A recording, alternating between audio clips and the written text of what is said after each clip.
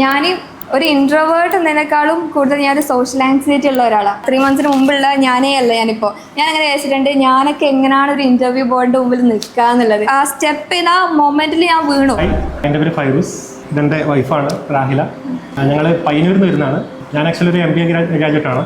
അപ്പോൾ ഞാൻ എൻ്റെ ഫാമിലി ബിസിനസ് ആയിരുന്നു ചെയ്തുകൊണ്ടിരുന്നത്. ആക്ച്വലി കല്യാണത്തിന് ശേഷം ആൾക്കും ഒരു ഇൻഡിപെൻഡൻ്റ് ആയിട്ടുള്ള ഒരു ലൈഫ് വേണം, ഫാമിലി ബിസിനസ് വേണ്ട, അങ്ങനെ ഒരു തോട്ട് വന്നപ്പോൾ മീൻസ് ഓക്കെ ഞാനും അതിൻ്റെ വഴിയിലേക്ക് ഇൻസ്റ്റിറ്റ്യൂഷൻ എങ്ങനെയാണ് നമ്മൾ ചൂസ് ചെയ്യാന്നുള്ളത് കുറേ ഞങ്ങൾ സോഷ്യൽ മീഡിയ ലൈക്ക് ഇൻസ്റ്റാഗ്രാം പോലുള്ള കുറേ സോഷ്യൽ മീഡിയയിൽ നോക്കി.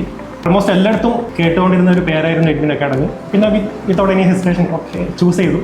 മിനിമം +2 കഴിഞ്ഞപാട് ഇതിലേക്ക് കടന്നു വരുന്നതും ഒരു നല്ല പ്രവണത തന്നെയായിരുന്നു എനിക്ക് തോന്നുന്നു. കാരണം ഒരു ഡിഗ്രീൻ്റെ കാര്യമില്ല ശരിക്കും പറഞ്ഞാൽ. ഈ ഒരു കോഴ്സ് എഡ്വിൻ അക്കാഡമിയിൽ പ്രൊവൈഡ് ചെയ്യുന്ന ഒരു കോഴ്സ് മാത്രം തന്നെ നമുക്കൊരു ടേണിംഗ് പോയിന്റ് ആയിട്ട് മാറാം. പ്രാക്ടിക്കൽ നോളജ് തന്നെയാണ് നമുക്ക് തരുന്നത്. എങ്ങനെയൊക്കെ ഒരു ഓർഗനൈസേഷനിൽ നമുക്ക് വർക്ക് ചെയ്യാം, നമുക്ക് അവിടെ അപ്ലൈ ചെയ്യാൻ പറ്റുന്ന ഏത് നോളജ് നമുക്ക് ഇവിടുന്ന് വ്യക്തമായിട്ട് തന്നെ അവർ പറഞ്ഞു തരുന്നുണ്ട്. ആക്ച്വലി MBA പഠിച്ച് കഴിഞ്ഞിട്ട് തിയററ്റിക്കൽ നോളജ് മാത്രം ഉണ്ടായിട്ട് കൂടി എനിക്ക് പല കാര്യങ്ങളും അറിയില്ലായിരുന്നു. മീൻസ് എന്തൊക്കെയാണ് നമുക്ക് അപ്ലൈ ചെയ്യേണ്ട കാര്യങ്ങളൊക്കെ എനിക്ക് അറിയില്ലായിരുന്നു. ഇവിടെ വന്നതിന് ശേഷം എനിക്ക് ബേസ് ആയിട്ടുള്ള കാര്യങ്ങൾ തൊട്ടിട്ട് ഡീപ്പായിട്ടുള്ള കാര്യങ്ങൾ വരെ എനിക്ക് പഠിക്കാൻ വേണ്ടിയിട്ട് അശ്വതി മാം അയക്കാനാലും ഫറാൻ സാർ അയക്കാനാലും വളരെ നല്ല മെമ്മറീസ് ഒക്കെ നമുക്ക് കിട്ടിയിട്ടുണ്ട് ഇവിടുന്ന്.